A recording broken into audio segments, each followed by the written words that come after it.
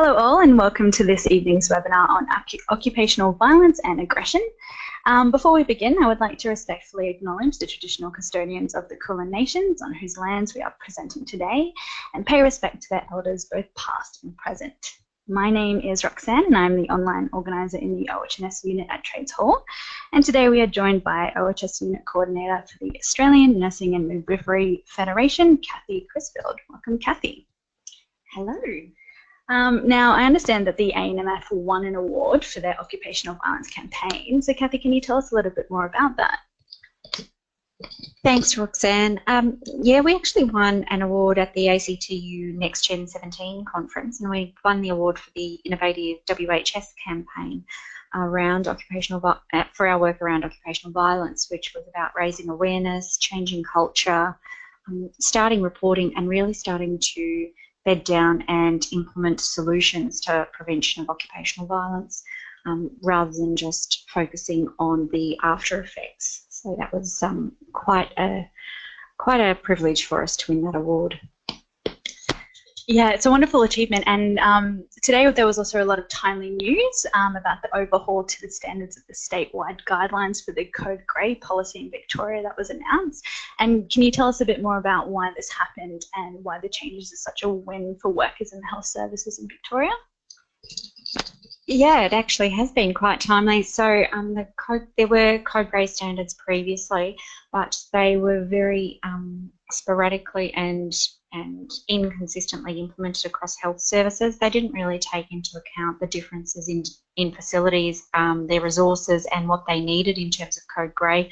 So for the health workers, it's a win because the new standards actually provide consistency for the response that they are able to rely on in their facilities.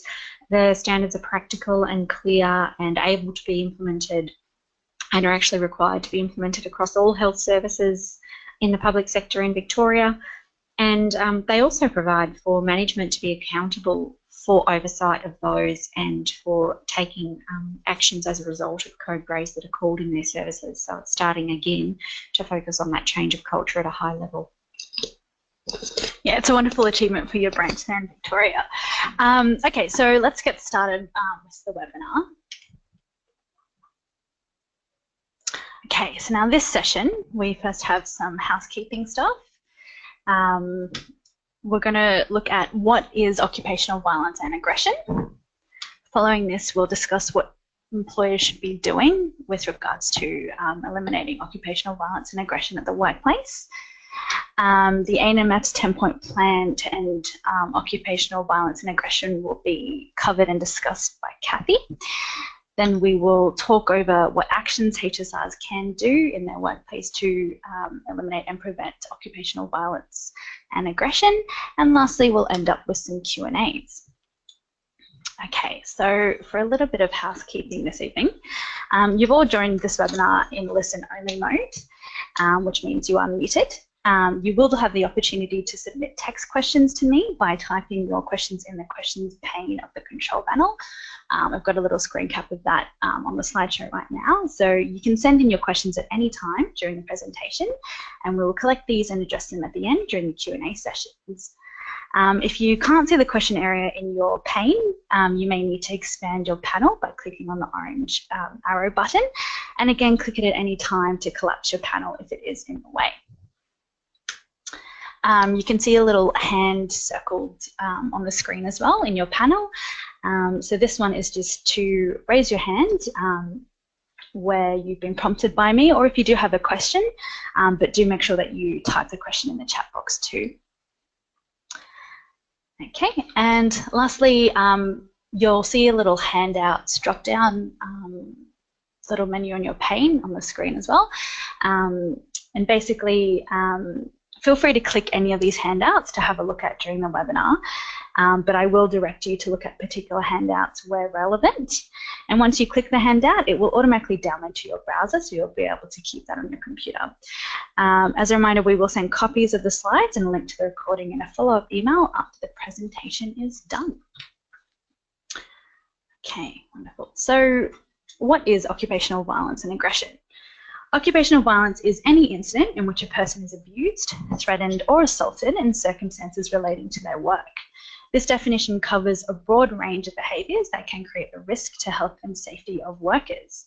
Workplace violence, aggression, and bullying can be separated into 3 areas.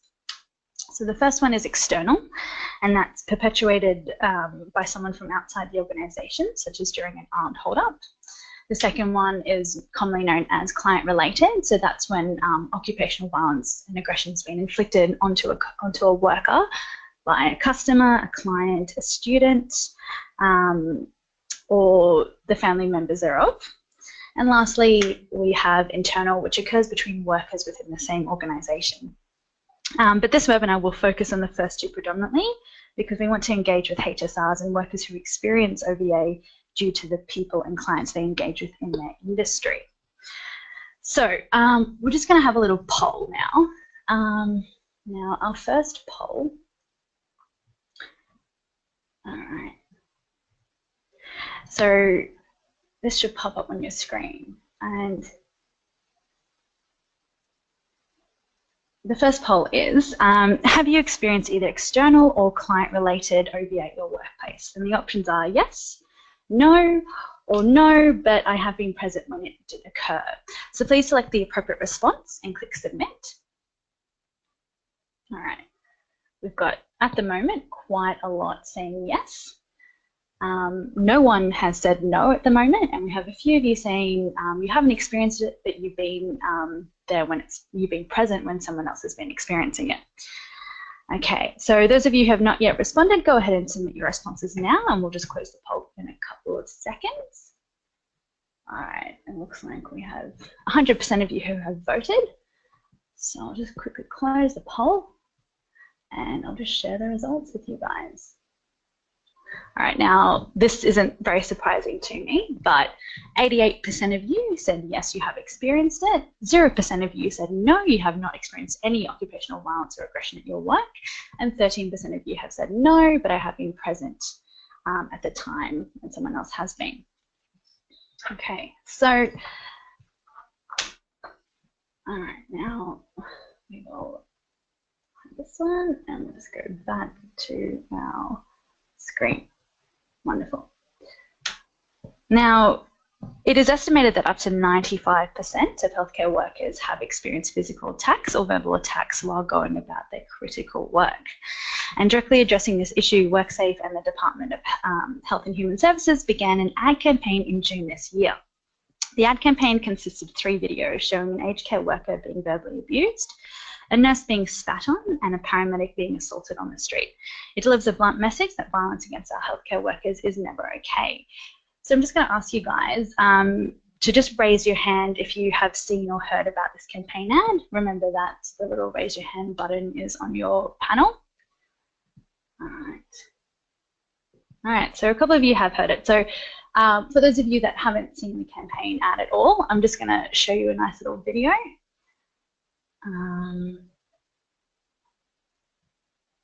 Bear with me for 1 second.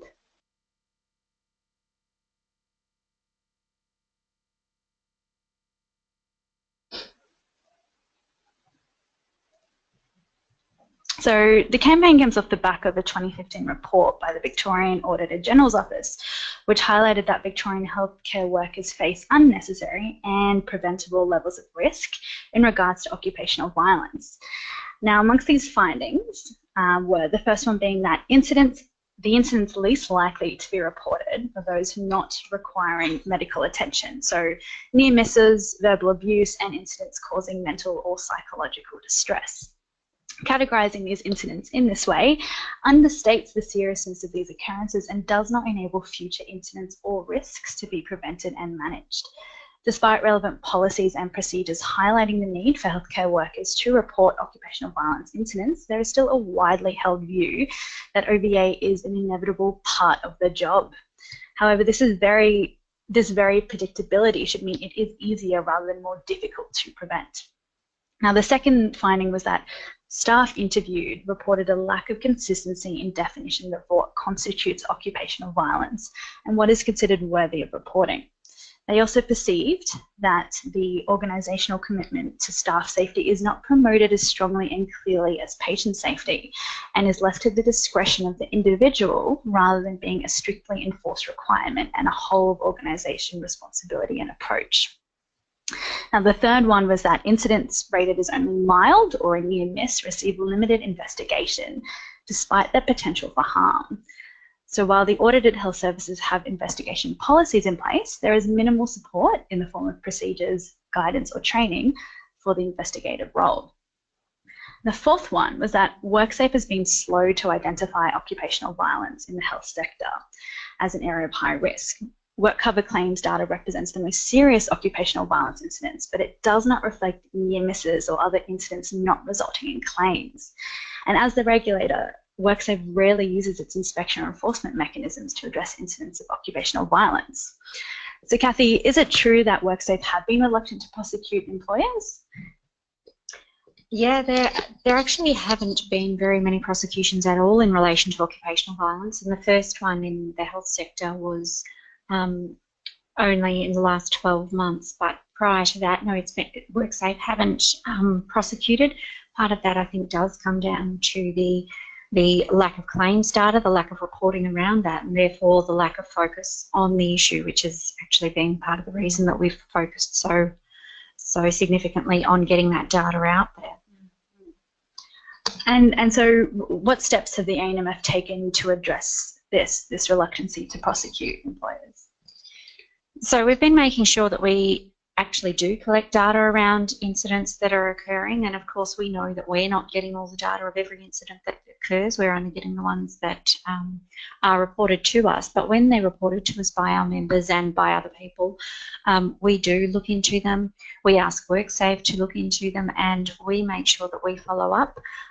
We have a process whereby we request Section 131s under the Occupational Health and Safety Act, which is where we request WorkSafe to investigate and look to bring a prosecution for these incidents, so that we can actually start having some prosecutions around these significant failures for the organisations.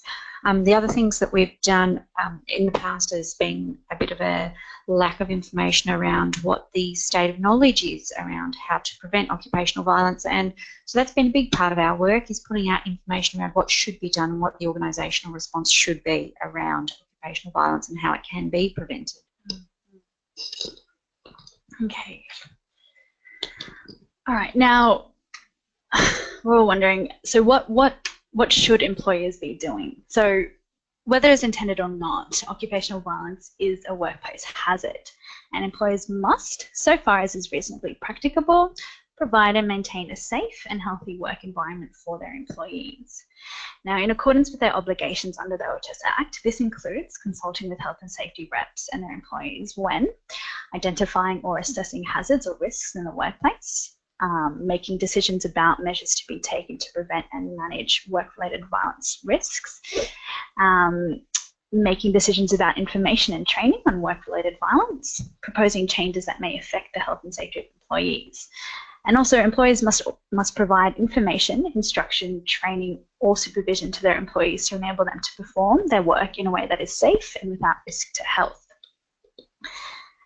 All right, we can aim to eliminate and prevent occupational violence and aggression. However, the prevention, management, and elimination of occupational violence requires an integrated organisational approach. Employers must develop plans and policies in consultation with HSRs and employees to manage and eliminate violence and aggression. HSRs and employees must help to shape decisions, not hear about them after they are made. So there's two key areas here. The first one is elimination or control of risk. And the first step in that one is identification. So identifying hazards and assessing risks is the first step your employee should take to determine what could harm employees. So how likely it is that harm may occur, example, not very likely or very likely, how serious the harm could be, whether it's minor, serious, or fatal. To identify if work-related violence is a hazard, your employer should review hazard and incident reports, talk with HSRs, health and safety committees, employees, customers, and clients. They must walk through and inspect the workplace and review workers' compensation claims, refer to industry standards and guidelines, and examine local crime statistics. When identifying work-related violence hazards and assessing the risk of violence at work, it is important your employer recognises that occupational violence and aggression is known to be underreported.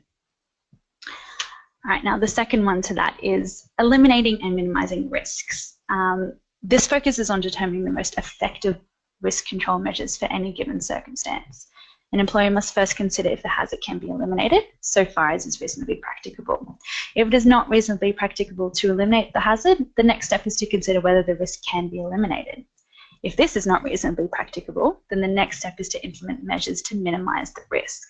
This may mean implementing a range of control measures. A number of control measures should be used together to reduce the risk of violence in instances where a single control is likely to be ineffective. So, for example, using engineering controls such as anti-jump barriers in banks and CCTV and security measures, plus administrative controls such as cash handling procedures. But remember that under Section 35 and Section 36, the employer must consult with HSRs with or without involving affected workers when identifying and controlling hazards and risks and reviewing control measures. And the third point in the elimination, control and risks is reviewing risk control measures. And so your employer should investigate occupational violence and aggression incidents immediately according to procedure. Remember, the employer must consult. Your employer must investigate possible contributing factors to the incident, how it happened, whether risk control measures and response systems worked or failed in any way. This includes considering all aspects of the incident and contributing factors. So the environment, equipment, people, responses, and asking whether the risk control measures worked as intended. Your employer should once again identify and implement new control measures where necessary. Your employer should check risk control measures are working and identify possible improvements. A review of risk control measures should occur at a regular time, for example, annually when employees or HSR feedback indicates risk control measures are ineffective or not as effective as they should be. It should occur when a HSR or a health and safety committee requests a review. It should occur when there have been significant changes in the work environment or work tasks, and of course after an incident. All right, now the second part to this one is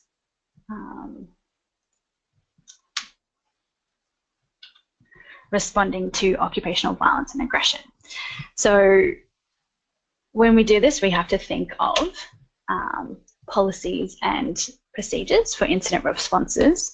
They should all address immediate safety issues, medical treatment, internal reporting, and notifications required by external agencies such as police, fire, or ambulance.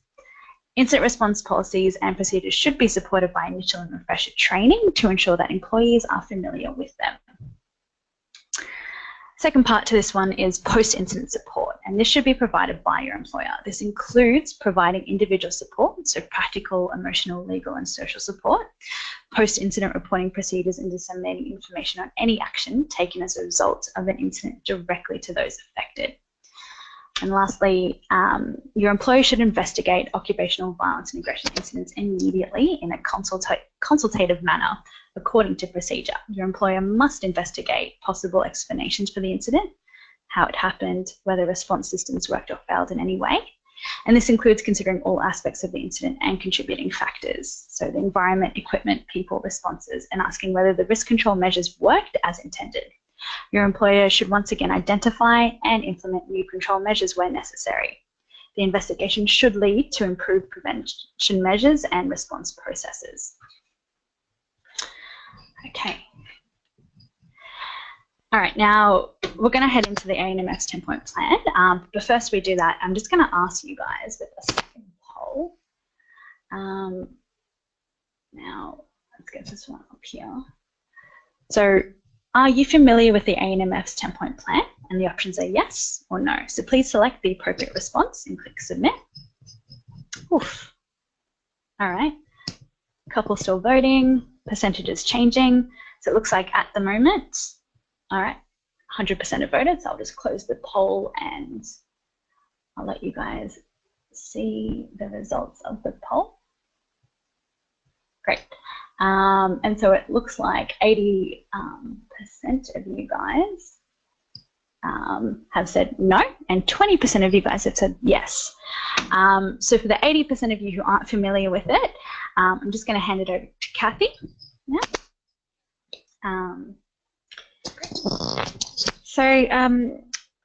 We came up with the 10-point plan, as I mentioned earlier, because there was a real dearth of information around what was required in order to prevent violence and aggression, in particular in health.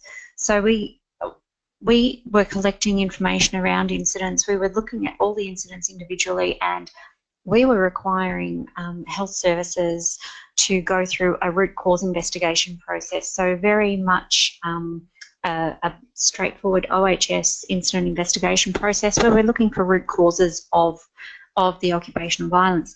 What we were finding that it was very common for the investigations to end at a point where they would blame the clinician in one way, shape or form, or the outcome of those investigations would be that someone actually needed more training.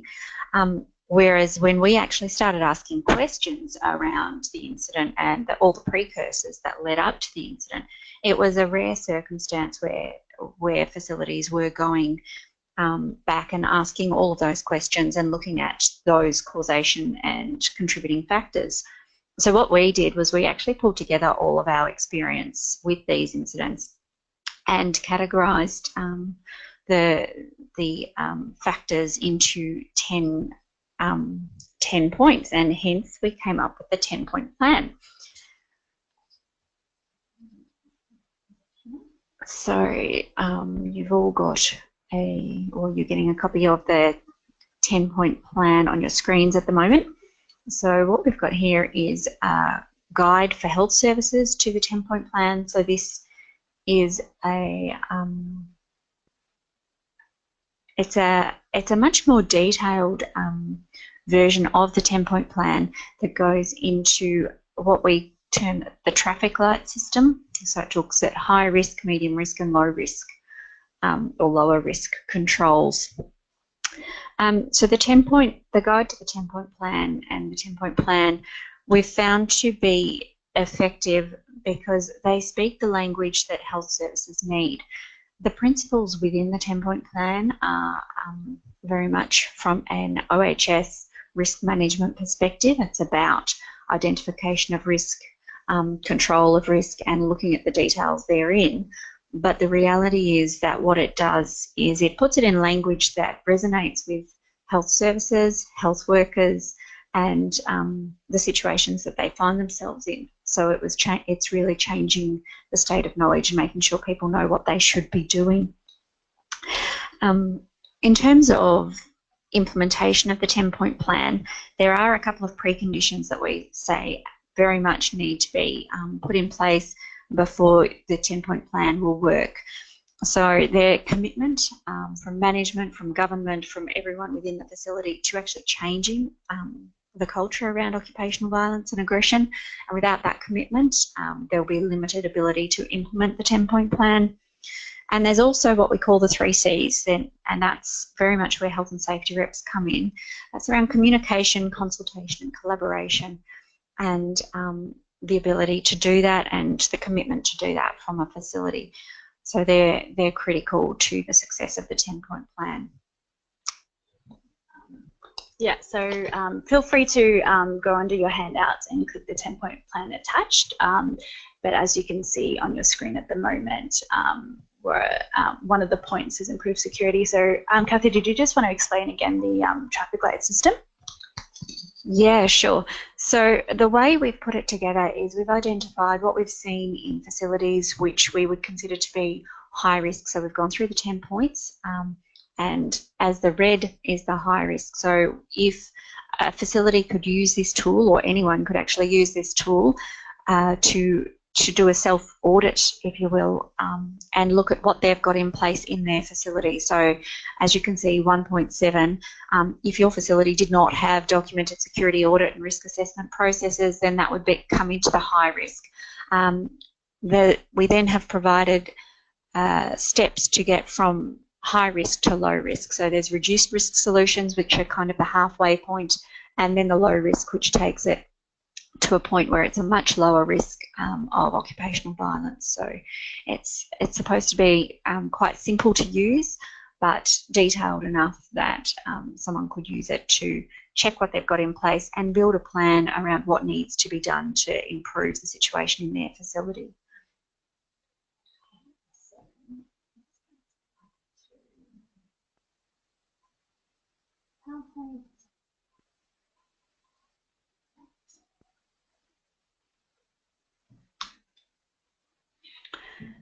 So the 10-point plan is it's a multifactorial plan. So I like to think of it like a jigsaw puzzle, that if you don't look at all the 10 pieces, then you'll never get the full picture. You can't take one point of the 10-point plan and work on that and expect everything to change.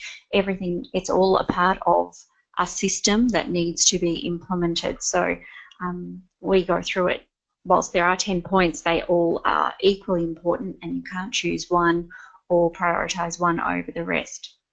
But certainly in different facilities and different places, there'll be bigger gaps in some areas than others.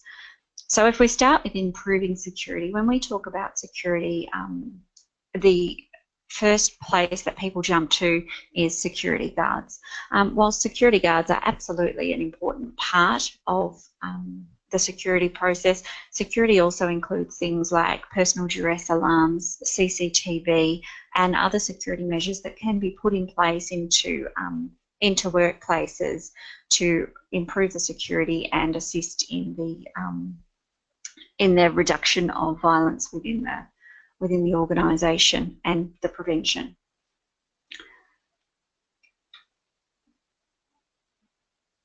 The second point is a risk assessment approach. So it's identifying the risk to staff and others of occupational violence occurring. So we see this in a health setting, just like when in a manufacturing setting you might bring a new machine into a workplace, that there should be a risk assessment undertaken on that piece of equipment. Well, before a patient or a visitor is brought into a health service, in most circumstances, there are opportunities to undertake a risk assessment around occupational violence.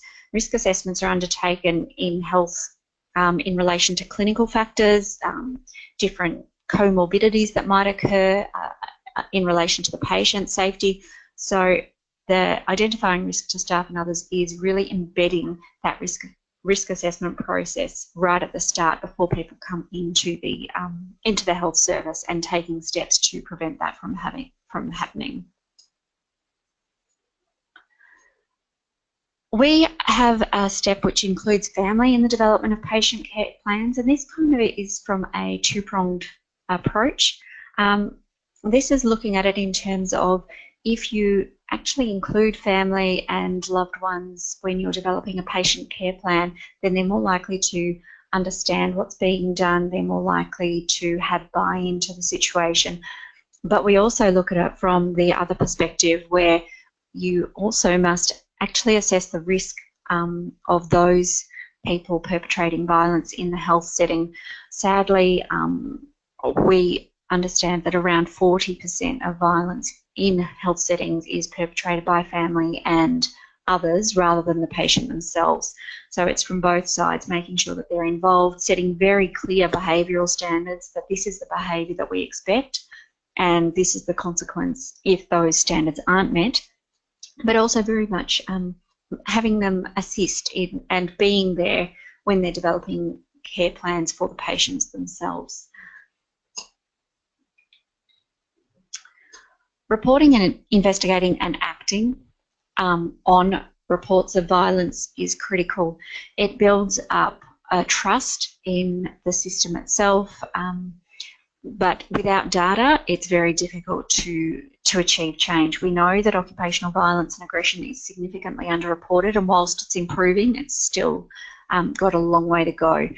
But when reports are made, something actually has to be done about them. people aren't going to continue to report if no one investigates it, or they do investigate but no actions are taken as a result of their report. So the process around reporting can't just stop with the reporting. It can't just rely on workers reporting and then nothing being done with those reports. It's got to build up, it's got to be investigated, and actions have to be taken to prevent those occurrences happening again. Prevention of violence through workplace design is around making sure that the physical environment of the workplace takes into account all of the what we call CPTED, or crime prevention through environmental design factors. These are the factors like lighting, like barriers, security, secure entrances and exits, car parking, all of those factors that have to be dealt with at the design phase of a building.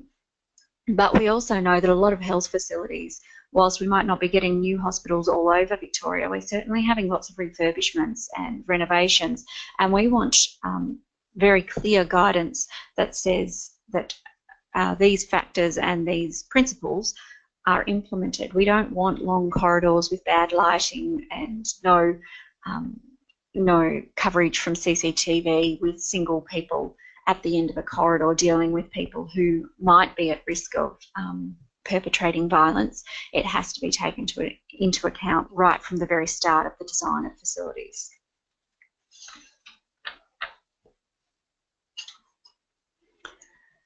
Education and training to staff is absolutely critical in terms of the 10-point plan, but when we talk to most people, most facilities, they assume that this starts and ends with education and training around de-escalation techniques or self-defense or breakaway techniques.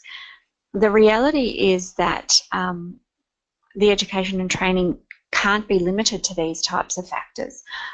It has to incorporate all sorts of policies and procedures that are within the workplace. Workers need to be provided with education and training around not just how they deal with frontline violence. That is absolutely important, but they also need to be provided with training around how to report. They need to be provided with training around what happens with their reports later, what the policies in the workplace require of them, how they came about, and all of the background information. So it's much broader than just the straight up education around occupational violence and dealing with it on a face-to-face basis. We've had situations where we've worked with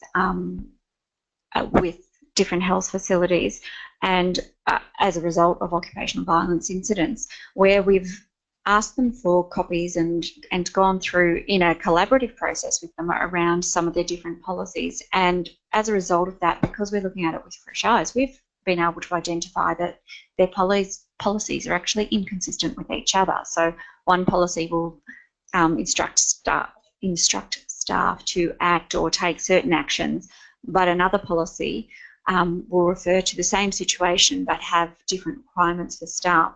So it's critical that all of these policies are looked at as a whole, are consistent, and are integrated with not just the legislation but amongst themselves in health services. There's no point having policies that provide different information.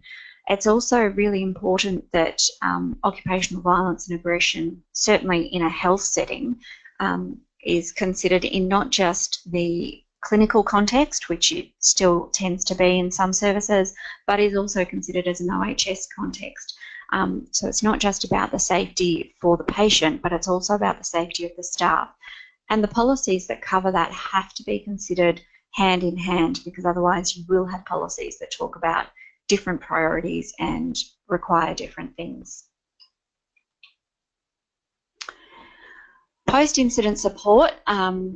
Ideally, we would hope that you never actually needed post-incident support, because that would mean that all occupational violence and aggression had been prevented. But the reality is we're not at that place yet, and so in the meantime, there has to be consistent post-incident support provided where people are exposed to not just single catastrophic incidents of occupational violence, but also the everyday violence that certainly our members are exposed to, the verbal abuse, the assaults, the threats, has to be considered in its cumulative fashion as well. So post-incident support covers not just what might be considered debriefing, but also covers how will a facility support people in reporting to the police? What happens if charges are laid and there's time off required? How is that service going to support the person through that process? What do they need?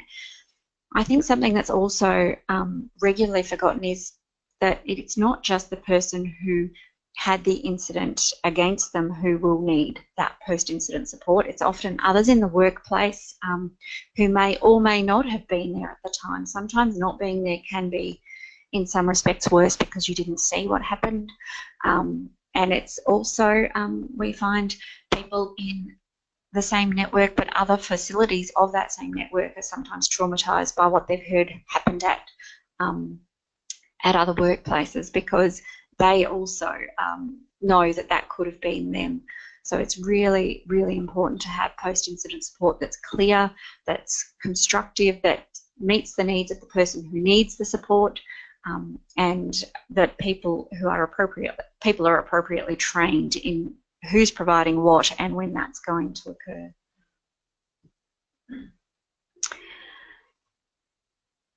The anti-violence approach across all disciplines is a very significant factor in occupational violence and aggression. Whilst our members, the nurses, the midwives, the carers, are at the front line a lot of the time, they're the ones who spend the majority of time with patients. It needs to be clear that every discipline in that health service has the same expectation of behaviour that is appropriate, and also the same expectation of behaviour that's not appropriate, and that all disciplines actually work together. So where someone does report, or a nurse or midwife does report that a patient might be particularly violent with them, that, for example, consultants take that into account when they're looking at the clinical care that that patient might need, or that when that's reported, then we don't have other disciplines within the health service who might have a different level of tolerance to violence, and therefore might not have the same approach when a patient exhibits those behaviours. So it's really, really important that that the same standards are applied and everyone understands where that line is and what happens if someone crosses the line. And all of these factors will, we hope, empower staff to expect a safe workplace. The reality is, without implementing the other 9 points, you can't empower staff in and of themselves to expect a safe workplace, but you can only empower staff through action. This takes management executives demonstrating commitment to changing the culture, changing where the health and safety of staff lays in relation to their in relation to the priority in their workplace. You can empower staff by involving them in consultation and actually listening to that consultation, taking that feedback into account, by demonstrating that there's a very clear overarching strategy around occupational violence, what's going to happen, how it's going to happen, who's going to do what, and also making sure that those actions are actually resourced, dedicating the resources that are required to implement the actions. That's in itself an extremely good demonstration of the commitment, and that will lead to the empowerment of staff, which would, we know, lead to increased reporting. So increased reporting is not a bad thing. Increased reporting means that at least we're starting to know about what's going on, and then we can do something about it. Excellent. So yeah, just please check out the 10-point plan. As I said, it's under your handouts. Once you click on it, it is downloaded to your computer. All right, now let's just get into action for HSRs. So the first one is to talk to your colleagues and discuss their ideas and issues, particularly those who are feeling vulnerable or are experiencing this experiencing occupational violence and aggression quite a lot in the work that they do. And the second point here is to use our Occupational Violence and Aggression HSR risk assessment checklist to identify any OVA risk factors or potential hazards. So again, if you go back to your handouts here, I've attached the risk assessment plan for you guys. And just give me one moment to share my screen with you guys. Okay. 1 second.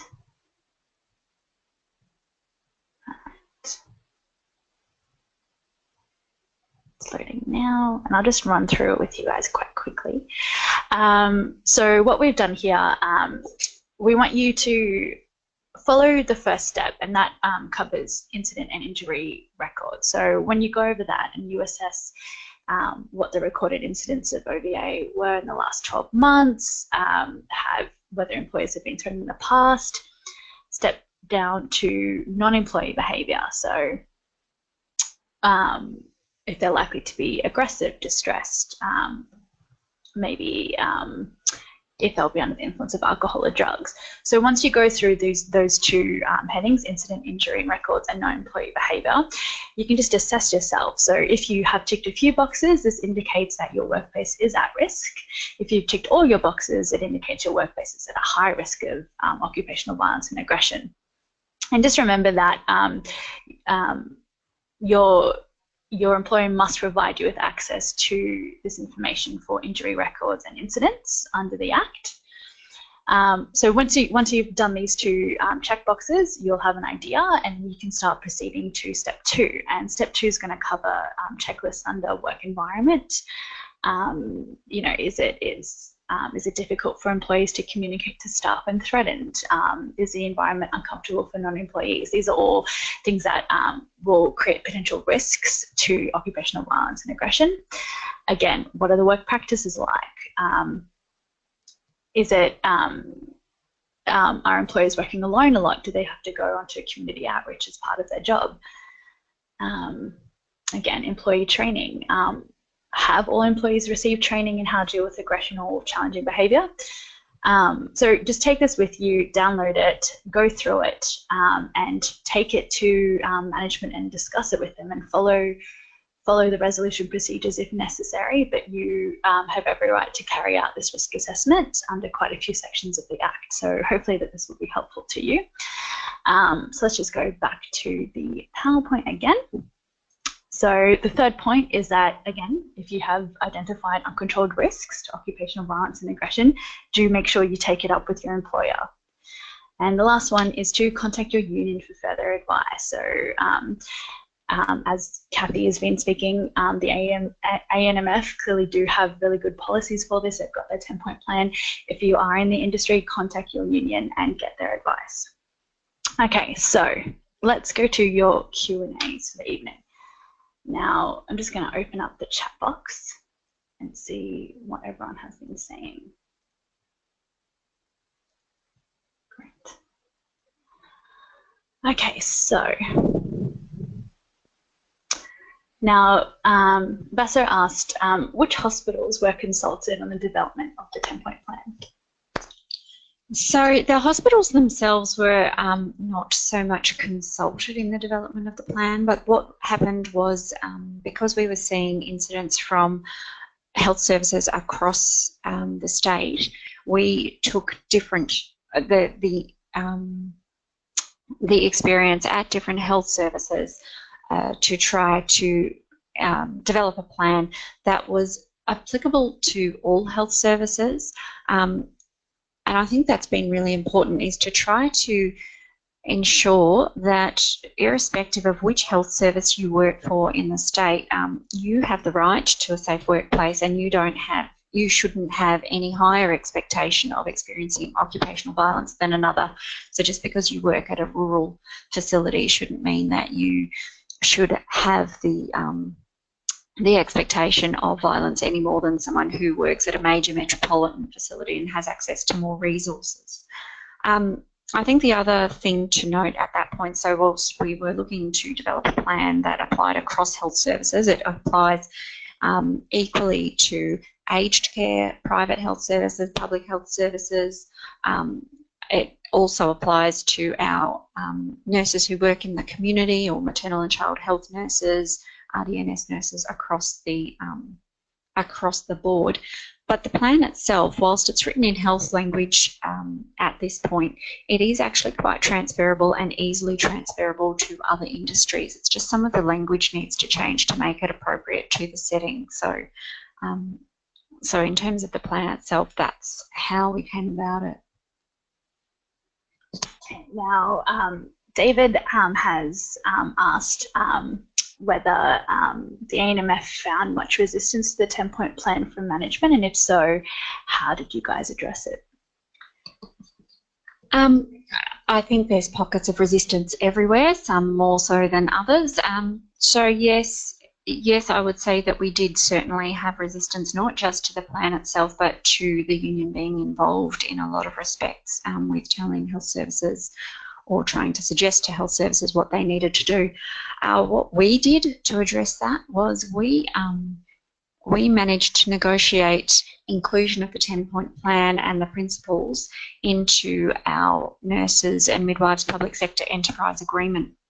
So now what we have is we have industrial obligations on employers that they have to implement the 10-point plan, that they have to develop action plans to identify how they're going to implement the 10-point plan, and they have to have committees to monitor and oversee occupational violence and aggression, the implementation of the plan, and ANMF are absolutely entitled to be on these committees and participate in these committees. So yeah, absolutely. We did see some resistance, and so we addressed it by making sure that it became an industrial obligation. We also managed to get political commitment to implementing the 10-point plan. So the Andrews government actually committed to implementing the 10-point plan and took steps to do so once they came into government. We've had a Violence in Healthcare Task Force, where one of the terms of reference was specifically how was the ANMF 10-point plan going to be implemented. So effectively what we had to do was take the decision away from management that they had a choice around implementing the 10-point plan and made it compulsory. Okay, and so another question is what is the breakdown in occupational violence and aggression from staff to staff, so that internal or compared to between patient and staff occupational violence, so client related. So what is the breakdown between internal occupational violence and aggression between staff and staff, and what's the breakdown of client related occupational violence and aggression? So we get very few reports. I'm not saying we get none, but we get very few reports of staff to staff occupational violence and aggression. The most recent data that we have says that it's well over 80% is either perpetrated by patients or family members or visitors towards staff in health.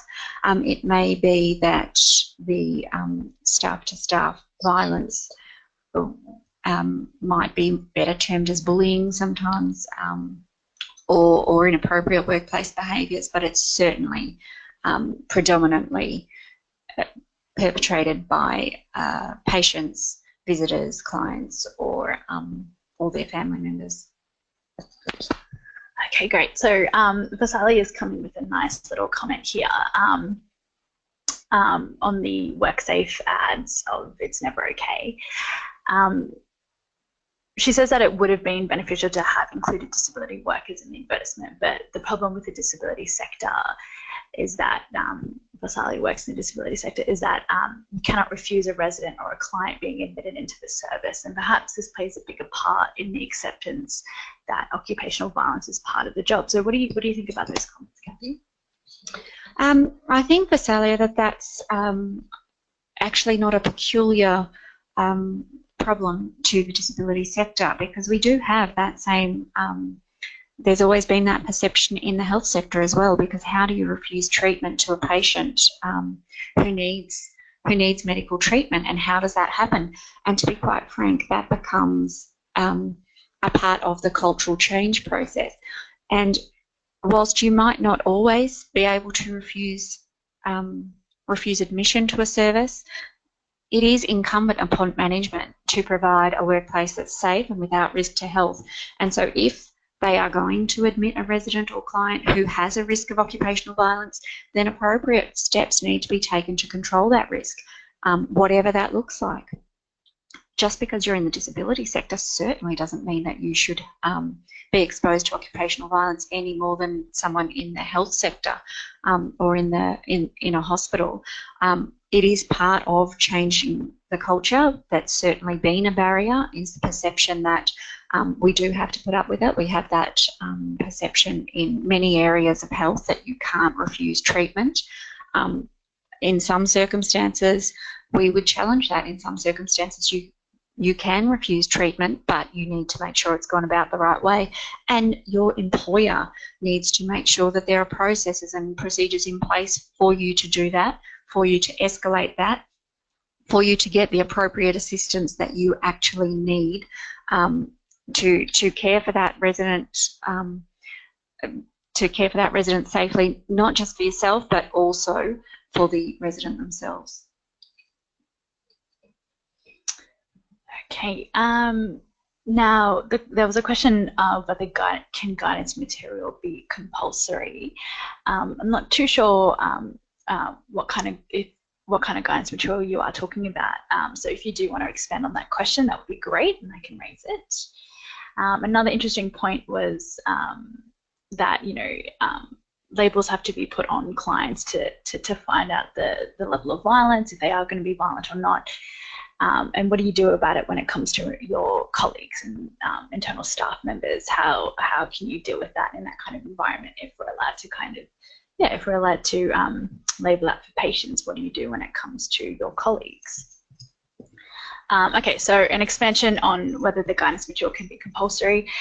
Is the 10-point plan compulsory? Can it be made compulsory in the health services in Victoria, for example?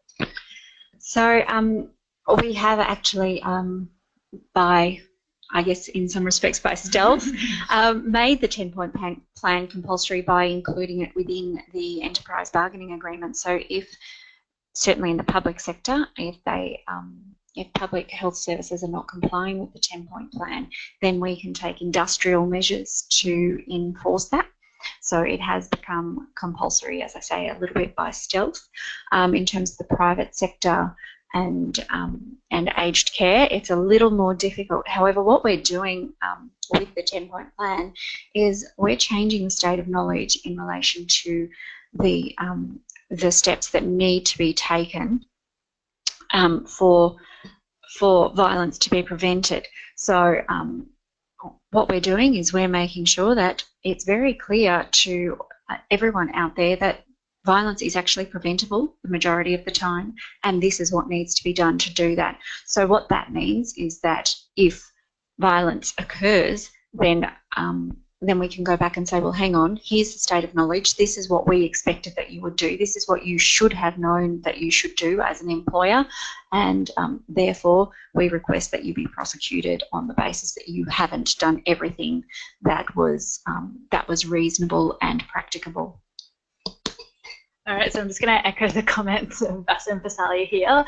The ANMF, you are union leaders, and well done for putting the 10-point plan through the award agreement. That's exactly how the rest of the union should be following your lead.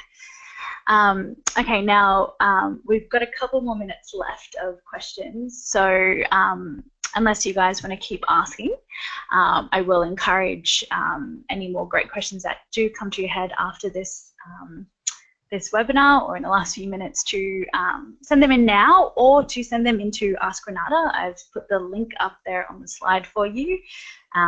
Again, we will collate all the questions. So someone just asked, can we see other people's comments? technically, as a technicality issue, I'm not too sure, but I have been reading out every comment or every question out at the moment. I will be able to probably get a transcript of these comments if you guys want, but at the moment I'm not too sure what your end sees on that, so I do apologize. All right, now, yeah, as I mentioned, send them into Ask Renata. I'll collate all the questions, put them up in a document, and once you do leave today's webinar, so we'll be finishing up in a couple of minutes, you will receive a survey on the presentation, and we would appreciate it if you could complete that and provide your feedback. And a reminder again that you will receive a follow-up email within 24 to 48 hours with a link to view the recording of today's webinar, and that will be accompanied by the PowerPoint slides and the OVA risk assessment checklist for HSRs. So I would just like to thank Kathy for today and this evening, your wonderful, wonderful knowledge, and thank you for answering all the questions. And on behalf of the OHS unit at Trades Hall and Kathy, we thank you for joining us this evening. Thank you and all the best. Bye.